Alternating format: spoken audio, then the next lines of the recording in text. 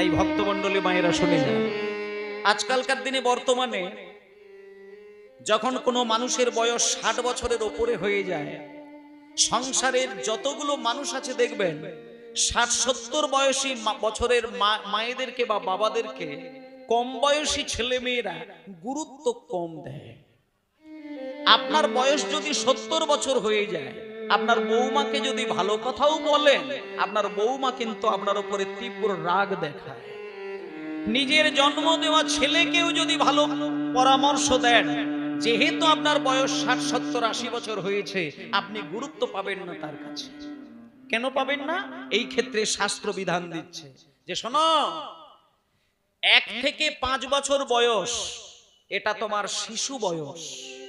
এই বয়সে তুমি যা করবে সাধারণ মানুষ সেটাকে মধুর ভাবে গ্রহণ করবে, কারণ এই সময় তোমার আবেগটা সকল মানুষের কাছে মধুর থেকে মিষ্টি। একটা 5 বছর বয়সের ছেলে ভুল করুক, দোষ করুক, ন্যায় করুক, অন্যায় করুক, অপরাধ করুক, সবাই তাকে ক্ষমা করে দেয়, মিষ্টি মধুর মনে করে তাকে কোলে টেনে নিয়ে চুম্বন দেয়, কারণ ওই বয়সটা মাধুর্যে ভরা। এবার 5 থেকে 20 বছর বয়স পর্যন্ত যে শিক্ষাটা নেওয়ার জন্য গুরুর গৃহে বসে তীব্র সাধনা করেন, তাকে বলা হচ্ছে ব্রহ্মচর্য বিদ্যা। তাহলে ব্রহ্মচর্য বিদ্যা গ্রহণ করেন গুরুর গৃহে বসে কতদিন? 15 বছর। তাহলে 5 বছর বয়সের পর থেকে 15 বছর বয়স কত হয়ে গেল? 20 বছর। শোনেন, এইগুলো শুনে যান। তাহলে 1 থেকে 20 বছরের মধ্যে যে জ্ঞান আমাদের নিতে হয় সেটাকে বলা হচ্ছে ব্রহ্মজ্ঞান। ব্রহ্মজ্ঞান মানে পরম ব্রহ্ম ভগবানের তত্ত্বকে অনুভব করতে গেলে যে বিদ্যা, যে বুদ্ধি, যে শিক্ষা, যে ভক্তি, যে ধৈর্য, যে সাধনা, যে ব্যাকুলতা, যে বিশ্বাস থাকার দরকার, সেটা 20 বছরের মধ্যেই তার রপ্ত করতে হয়। এটাকে বলছে ব্রহ্মচর্য। এবার 20 থেকে 50 এই 30টা বছর, ভালো করে হিসাবটা শুনে যান। 20 থেকে 50 এই 30টা বছর পরিপূর্ণভাবে সংসারের হালটাকে কিন্তু নিজ হাতে ধরতে হয়। এই বিধান কিন্তু ফেলে দেওয়ার নয়। তাহলে 21 থেকে 50 বছর পর্যন্ত তোমাকে সংসারের ঘানিটাকে টানতে হবে, সমস্ত দায়িত্ব, প্রত্যেক কর্তব্য তোমাকে পালন করতে হবে, যেটাকে বলা হচ্ছে গার্হস্থ্য জীবন। তাহলে প্রথম শিক্ষা ব্রহ্মচর্য, দ্বিতীয় শিক্ষা 30টা বছর ধরে গার্হস্থ্য। তার মানে তোমাকে বিয়ে করতে হবে, সংসার সামলাতে হবে, ছেলেপুলের জন্ম দিতে হবে এবং নিজ দায়িত্বে সেই সন্তানকে মানুষ করতে হবে। এটা থাকবে 50 বছর পর্যন্ত। এইবার 50 থেকে 60 এই জায়গাটা খুব গুরুত্ব, শুনে যায়। 50 থেকে 60 বানপ্রস্থ জীবন, এই 10টা বছর তুমি কিন্তু সংসারের হাল থেকে এবার নিজেকে বেরিয়ে আসতে হবে। মানে এইবার তোমার সেই বিদ্যা তোমাকে এবার ধীরে ধীরে ঊর্ধ্বমুখী করবে। যে বিদ্যাই তুমি সংসার করেছিলে, যেটাকে ব্রহ্মচর্য বলছে, ওই বিদ্যা তোমার ধীরে ধীরে বিকশিত হবে। এইবার তুমি সংসারের যেখানে মোহ বন্ধন থাকবে, ওগুলো তুমি এক এক করে ছিন্ন করবে। এবার তোমার দিব্য চোখ খুলবে।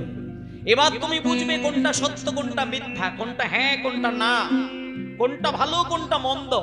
এই বিচার তোমার ওই 10টা বছরের মধ্যে জাগবে। তুমি ন্যায় অন্যায় বিচারের জন্য আর ব্যাকুল হয়ে থেকো না। ভালো করে খেয়াল করে দেখো, ঠিক 60 বছরের ভেতরে, 50 থেকে 60 এই 10টা বছরের ভেতরে আপনার বাড়ির ছোট ছোট ছেলে মেয়েদেরকে, নাতি নাতনিদেরকে, বৌমাদেরকে, মেয়ে ছেলেকে, জামাইকে আপনি সৎ পরামর্শ দেবেন, কিন্তু আপনার কথাগুলো তাদের গ্রাহ্য হবে না। কেন না? এবার তোমাকে সংসারের অনেক দায়িত্ব থেকে নিজেকে বেরিয়ে আসতে হয়, কারণ সংসারের দায়িত্ব নেবার বয়স তোমার আর নেই। ও দায়িত্ব অন্য ব্যক্তি নেবে। এবার তুমি বেরিয়ে এসো, তোমার এবার বানপ্রস্থ জীবন শুরু। এইবার তুমি শাস্ত্র, ধ্যান, জপ, তপের মধ্যে ডুবে যাও। আর 60 বছর থেকে বাকি যতগুলো বছর তুমি বেঁচে থাকবে, সংসারের মধ্যে তুমি থাকলেও তোমার পরম বৈরাগ্যের সঙ্গে জীবন কাটাতে হবে। সেখানে পরম বৈরাগ্য মানে যেটাকে বলা হচ্ছে সন্ন্যাস। একটা একটা সন্ন্যাসী মানুষ যখন সন্ন্যাসী হয়ে কেশ মুন্ডন করে স্ত্রী পুত্র পরিজনকে ছেড়ে দিয়ে বিদেশে চলে যায়, সংসারে কি হচ্ছে কি হচ্ছে না, আচ্ছা বলুন, তার কি কোনো খবর সে রাখে? কোনো খবর রাখে না। এমন কি তীব্র বৈরাগ্য যার আসবে, বাড়ির লোক মরে গেছে এই খবরও যদি সে পায়, তার চোখে কিন্তু আর জল আসে। এগুলোই সত্য। সন্ন্যাসীদের বলা হয়েছে যে তোমার মা তোমার বাবা যদি মারা যায়, পারলে তুমি মা বাবাকে একটা বারের জন্য তার মৃতদেহটা দেখে আসতে পারো, তাও বাড়িতে নয়, শ্মশানে গিয়ে দেখতে হবে। তাও বেশিক্ষণ দাঁড়ানো যাবে না, কয়েক মিনিট তুমি মৃত মা বাবার দেহটাকে দেখে তুমি প্রণাম করে আসবে, কিন্তু সেখানে চোখ থেকে যেন জল এক ফোঁটা না বার হয়। যদি তোমার মা বাবার মৃতদেহ দেখে তোমার চোখে জল আসে, তাহলে জানতে হবে তোমার সন্ন্যাস ধর্ম এখনো নেওয়া হয়নি। কারণ তুমি বৈরাগ্য, তুমি সন্ন্যাসী হয়েছো। তোমার মা বাবা অন্যের মা বাবা আলাদা করে বিচার নেই। এ জগতে যাকেই তুমি দেখবে সবই তোমার নিজের আপনজন, আলাদা করে কারোর জন্য তোমার দুঃখ আসবে না। তাই সংসারে থাকবে, 60-এর পরে যতগুলো বছর তুমি থাকো, তোমার তীব্র বৈরাগ্য জাগবে, কানে অনেক কথা শুনবে কিন্তু তুমি শুনতে পাবে না, চোখে অনেক ভুল দেখবে, সে ভুল তোমার ধরার দরকার নেই। তুমি শুধু তোমার সাধনায় নিজেকে ডুবিয়ে যাও। যেদিন সময় হবে সেদিন ভগবান এসে তোমার হাত ধরে নিয়ে চলে যাবে। নিতাই গৌর প্রেমানন্দে হরি বল। শেষের দিনে সময় হলে ভগবান নিজে এসে নিজ পিতার মতন করে শিশুকে যেমন মেলায় ঘুরতে নিয়ে যায়, সেইভাবে চলে যেতে হয়।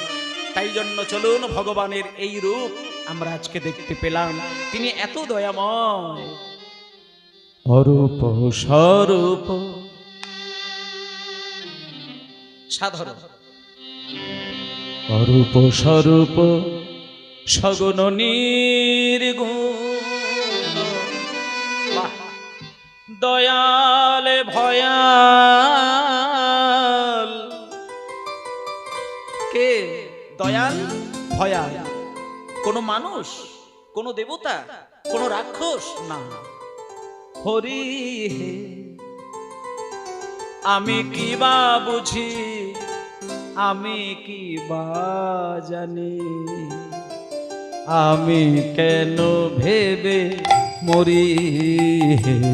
অরূপ স্বরূপ সগুণ নির্গুণ, দয়াল ভয়াল হরি হে আমি কি বা বুঝি, আমি কি বা জানি, আমি কেন ভেবে মরি।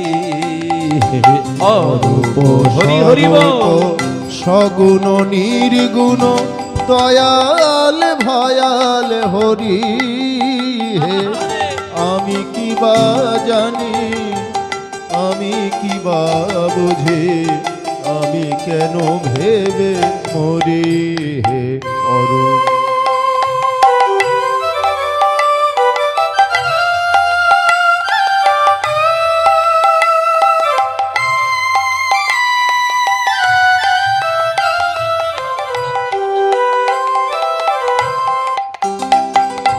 অরূপ স্বরূপ সগুণ নির্গুণ, অরূপ স্বরূপ সগুণ নির্গুণ, দয়াল ভয়াল হরি হে আমি কি বা বুঝি, আমি কি বা জানি, আমি কেন ভেবে মরি।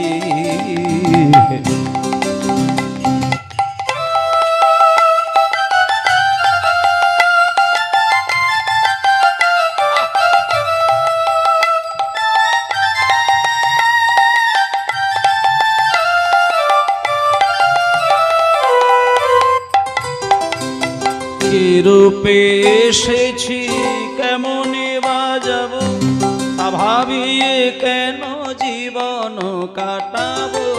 কি রূপে এসেছি কেমন বাজাব, তা ভাবিয়ে কেন জীবন কাটাবো।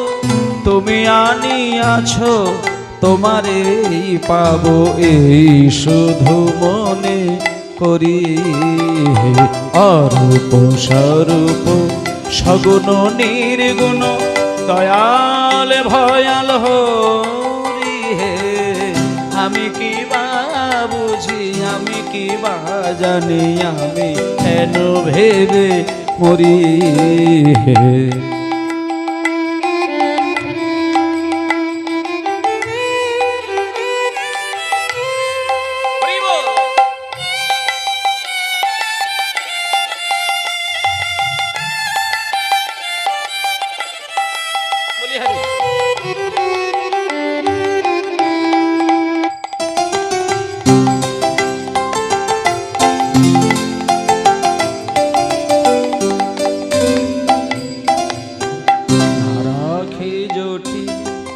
নির্বারতা বিচারে বিচারে বাড়ে অসারতা, আমি জানি তুমি আমারই দেবতা, এই শুধু মনে করি হে।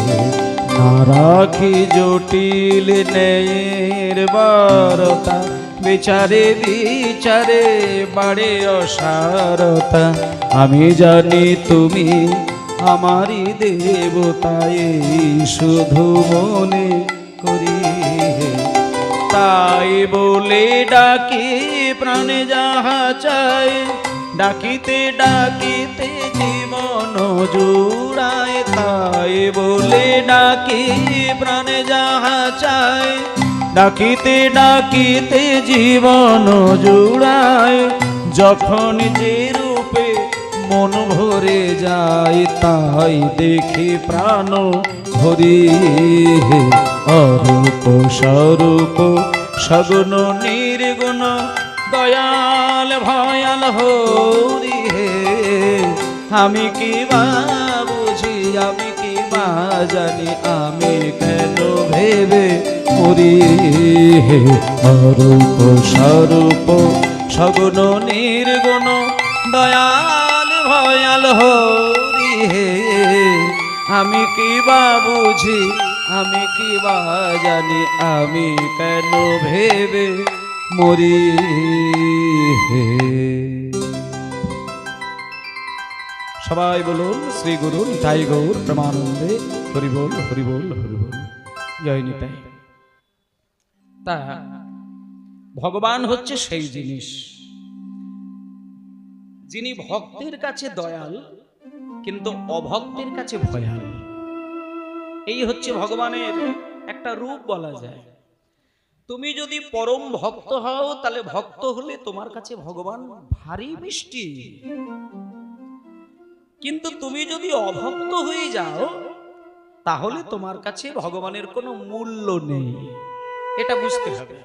যেমন বাবার কাছে ভগবানের অস্তিত্ব নেই, কিন্তু ছেলের কাছে ভগবানের অস্তিত্ব রয়েছে।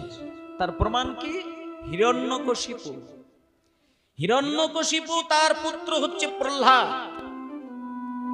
কেমন? হিরণ্যকশিপু প্রহ্লাদকে বলেছিল, এই প্রহ্লাদ, তোর মাস্টার মশাইরা তো অনেক বেশি শিক্ষিত, তারা তো সারা জীবন মোটা মোটা মোটা মোটা বই পড়েছে, তাদের জ্ঞান বুদ্ধি অগাধ রয়েছে, কই তারা তো রাত দিন হরি হরি কৃষ্ণ কৃষ্ণ বলে না, তুই দুদিনের ছেলে তুই এত হরি হরি করে কান্নাকাটি করিস কেন? তখন প্রহ্লাদ বলেছিল নিজের জন্ম দেওয়া বাবাকে, বাবা অনেক পড়াশোনা করলে ভগবানের চরণে মতি হয় না, তীর্থে তীর্থে সারা জীবন ধরে বেড়াতে গেলে ভগবানের চরণে মতি হয় না, মোটা মোটা গ্রন্থ পাঠ করলে ভগবানের চরণে মতি হয় না, তুলসী মালা গলায় নিয়ে জপের মালায় নাম করে গেলেই ভগবান